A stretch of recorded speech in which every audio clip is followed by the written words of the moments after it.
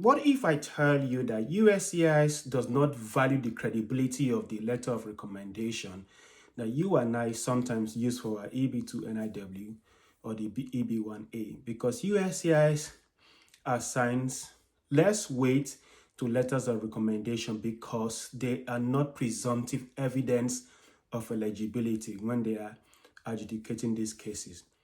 I want you to stick with me to the end of this video as I'll be showing you why you don't need to spend time gathering letters of recommendation. Rather, you need to spend time to gather credible evidence to support the argument that you're making in your EB2 NIW or your EB1A.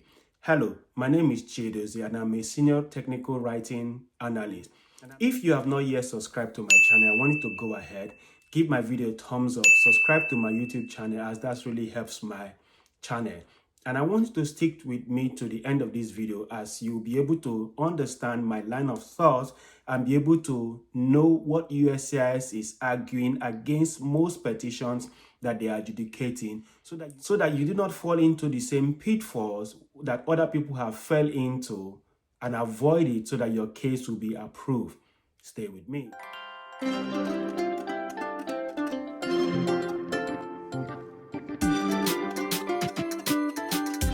Now, there is what they call the Matter of Caron, and it is actually on this basis that USCIS, make the argument that your letters of recommendation do not carry weight. They assign less weight for it because it is not a presumptive evidence of eligibility. In this video, I'll be reading through administrative appeal so that I will be able to show you what USCIS have argued in previous petitions and what you could learn from it. I want to start with my first one to show you that there is what they call the Matter of Caron. The Matter of Caron is a case that went to court in the 1980s, and it was decided that the person submitted letters of recommendation, and USCIS argued that you cannot use letters of recommendation to substantiate an argument, and I will explain to you why. Here is the argument I'm making in this video.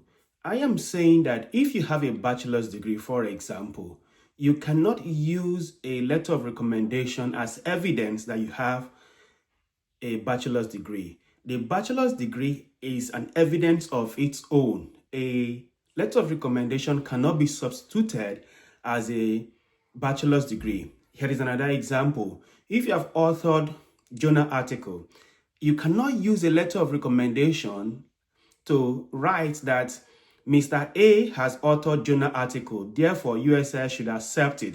The evidence of authorship is the article itself where your name appeared. So you should understand that USCIS is saying that letters of recommendation are not the main evidence.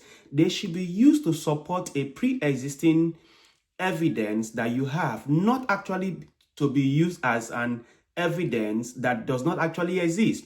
Now, if you understand my line of thought regarding the bachelor's degree and the authorship of journal articles, you would understand why there are so many kickbacks or pushback surrounding letters of recommendation, because they are not substantial evidence to demonstrate that you have extraordinary ability or you are well positioned to advance your proposed endeavor, or that your proposed endeavor is of national importance, right? I want you to stick with me to the end of this video as I will be making further arguments showing you from non-precedent administrative appeals what USCIS have said and how you could use it to improve your petition and win your case. That is to say that the degree itself or the journal articles that you have published, they are presumptive evidence of eligibility because it refers to documentation or circumstances that strongly suggest a person meets a requirement for a specific qualification or status, or the person have an admissible evidence to back the argument they are making in their petition.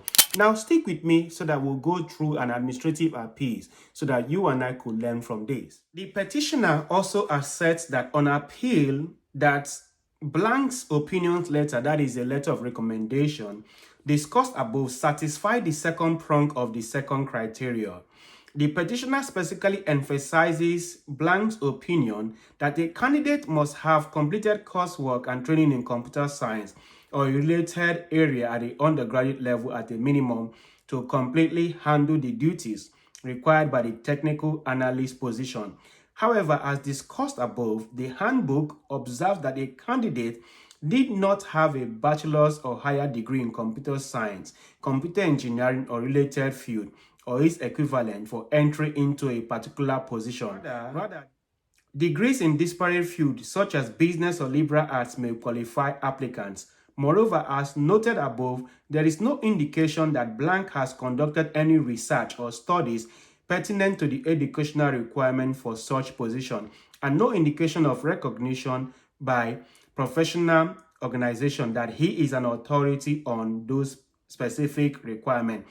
Given that Blank's opinion is not substantiated by objective research or studies, and the extent to which it is not in accord with other information, it bears minimal probative value. And they said, see Matter of Caron. You would understand that USCIS is arguing that they do not accept a letter of recommendation as a presumptive evidence of eligibility. Why you would agree with me that USCIS have put in their website that they need letters of recommendation to help them adjudicate a case before them.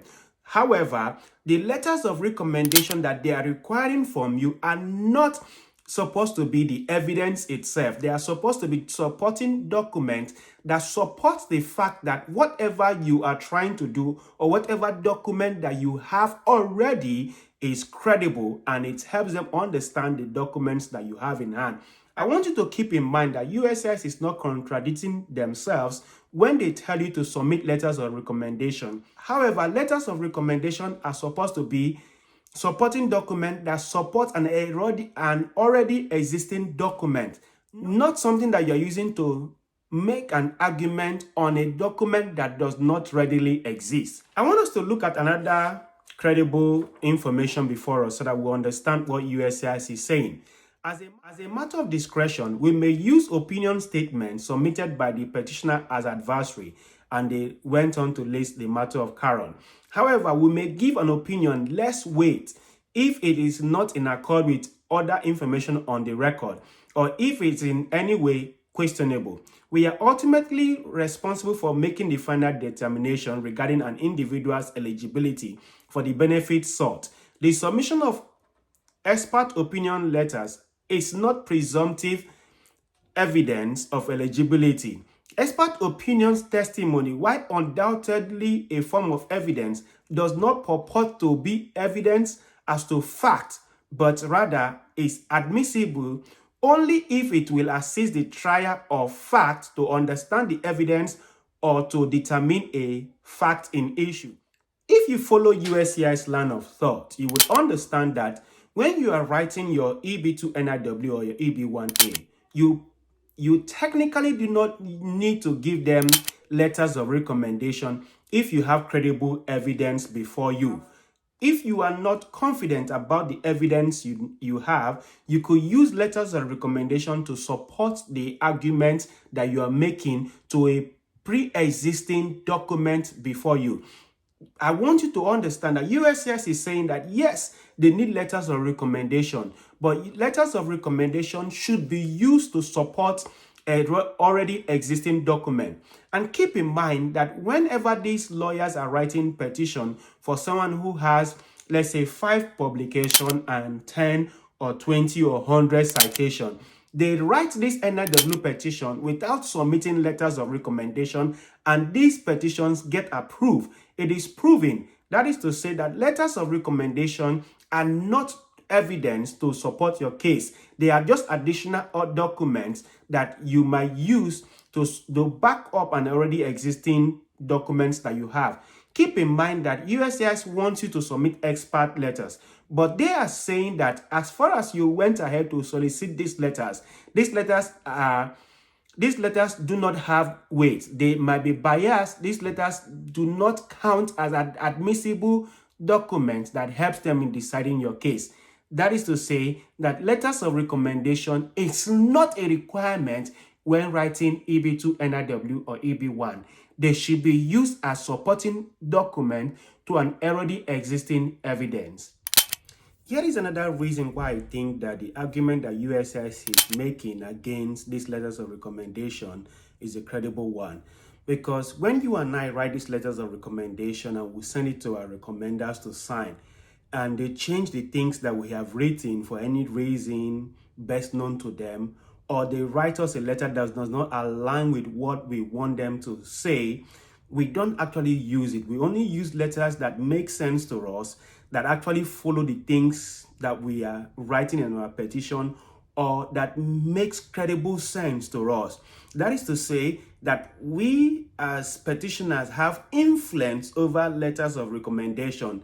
That, this influence that we have makes every letter that we submit to USCIS not to have credibility. In other words, that we are technically, steering the direction that these letters of recommendations are going. Therefore, USCIS are smart enough to understand that if we are submitting recommendation letter, we have influence over what we submit. We're not going to submit bad recommendation letters. We only submit the good ones in our eyes.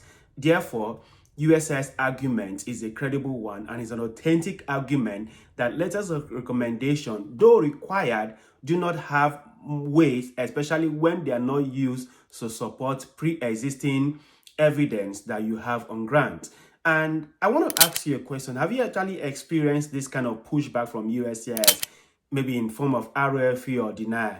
If yes, leave me a comment in the comment section below so that we will learn from you and know what USCIS said to you and how we could help our EB2 NIW or EB1A community green. Several of the expert letters assert claims of the national or international recognition of the petitioner's prizes or awards.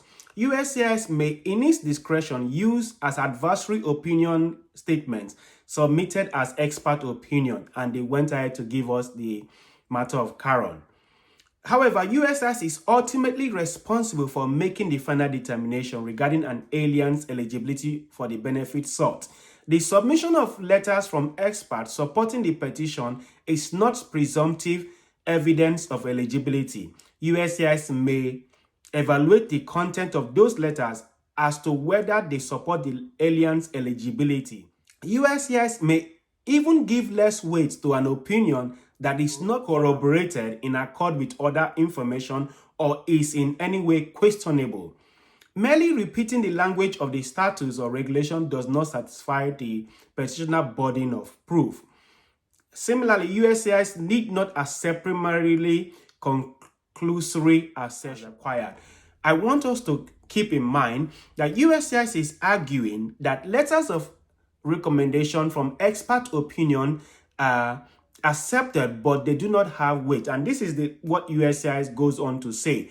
And since I understood it in my petitions that I've written for my clients, either for EB1 or the EB2 NIW, I do not go above more than 3 recommendations or 4 letters, because I have come to the conclusion that these letters are required, but they are not as strong as the already existing evidence that USCIS have before them. I want you to take something out of this video, that letters of recommendation, while required, are not concrete evidence for your petition, that you should be able to give USCIS evidence based on something that you have achieved, based on your extraordinary ability. You should not use letters of recommendation as an evidence. They are supposed to be used as supporting documents that explains an already existing evidence. Now, I want us to read the last documentary letter from the administrative appeal.